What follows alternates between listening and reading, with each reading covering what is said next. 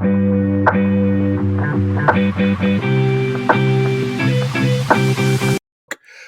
you've written a book about Beyonce as a motivational queen. How did that all come about? Okay, I can't take 100% credit because it's an edited collection, so there's lots of contributors to it. My husband gets annoyed when I say that because he's like, "Yes, but you put it together and you did." I understand that, Right. but Don't discredit yourself. yeah, but it was a You're a big community. part of the book. It was a community effort, and it's going to go into another edition that'll come out, I think, in about a year. I am an adult woman of a certain age, and I love Beyonce. And if you don't, I don't quite know how to talk to folks who don't at least appreciate what we have. Like what, like this is the Aretha. This is the, you know what I mean? Like this is it's it. She's it. So, it started with that. My first book was based off of my dissertation, and I looked at women who are fans of Tori Amos and have used her music to heal after they've experienced some sort of trauma. And as I was researching that, I started to realize that there's not just a hole in literature that looks at fans of women in music. It's not just a hole. It's like a divot. It's just like a bomb shelter size space where there is nothing. There's just nothing out there that really looks at women who are fans of other women performers or why people enjoy female performers. And it blew my mind that no one had looked at Beyonce yet, because I mean, we're not just talking about Beyonce as she is now. Beyonce's been around since what, like 95-ish? I mean, she 96? 94, 95, the original Destiny's Child. Yeah, the first four members, exactly. I think it was around that time. Yeah. Yeah. Like we're talking 30 years of being, I think she was 16 or something. I mean, it just in Star Search was a thing when she was around.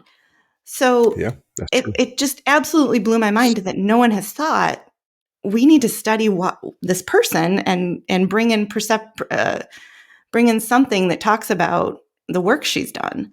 And so when I put the book together, that was kind of the motivation behind it. And then I just got really lucky. There's so many wonderful scholars who contributed to it and who know way more than I do. My whole purpose whenever I put a book together is I know very, very little, and there are lots of people who know way more than I do. And I want to talk to those people. Like I want that perspective on this situation. Because, to think that you know everything is insane, first of all. But I wanted to bring in folks that had ideas about her work that maybe I didn't, and who knew things that I didn't. And I also knew a few folks that had really impressive takes on Beyonce's work, and I thought that should be out into the world. And I don't say that in terms of like I was the person that brought this, book forward. I say that in the sense of it was insane to me that nobody else had done this and that nobody else had thought that this was something that needed to be out there. My sister often brings up one time I was listing my favorite actors, and I go, Denzel, I go, Marlon Brando, I go Al Pacino, and I list like 7 different people. And she's like, so no women? And this is part of my evolution. This is when I was younger. This is part of my evolution, but I still have this problem where The Lady King came out a couple of years ago. Looks like a great movie. It looks like Black Wonder Woman.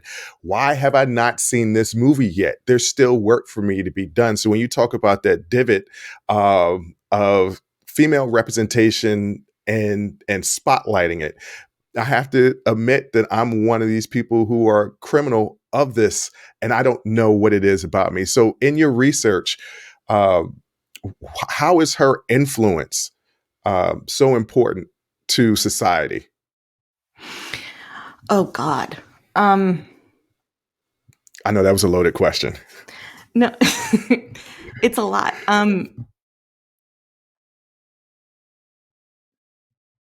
It's not just that we can see pop stars come and go who do a lot, right? Like who make an impact, who put out great music, stuff you can, listen to at the gym, stuff that is just fun to listen to, but may not necessarily be saying something with it.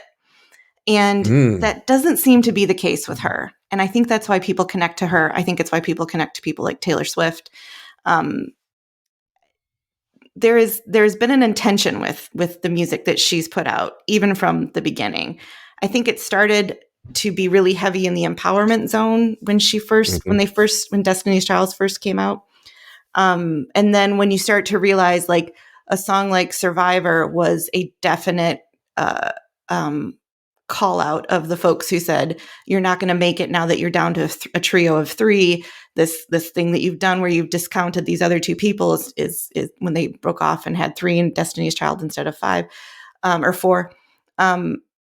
When you start to realize there is an intention to her songwriting. I mean, you look at an album like Renaissance and Lemonade, and you can see there is a point to what she's doing, and it is resonating with people. One of her most underrated songs in my mind, if I may, Go for it. is a song she did with Drake called Mine. And it was on Beyonce. Some people call it the visual album, but it was on Beyonce, just Beyonce with the purple letters. That song chronicles marriage like I don't think I've heard a person put on an album in a very, very long time. I mean, that was, she understands what it's like to be married to somebody for quite some time and what happens when you're with someone like that. That's where I think people get drawn to her. I think that they see the intention and they see she's doing the research. She's doing the homework. She knows what she's talking about when she puts out the visual stuff that it came with Lemonade. Like, that was very intentional. If you go down the rabbit hole of all of the Easter eggs in that hour-something long film, it's crazy how many things she thought through to put in there to represent different aspects of culture. Mm-hmm. Wow. Okay. If you like that clip, go ahead and hit that like button. Don't forget to subscribe to catch up on all of our latest content. Don't forget to hit the notification button when you do subscribe so you can get updated every time we release content. We release content every day, whether it's an actual show or clips from the shows.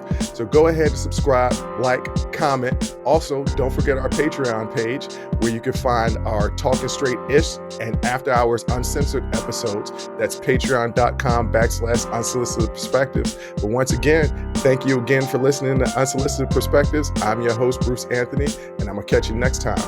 I'll holla.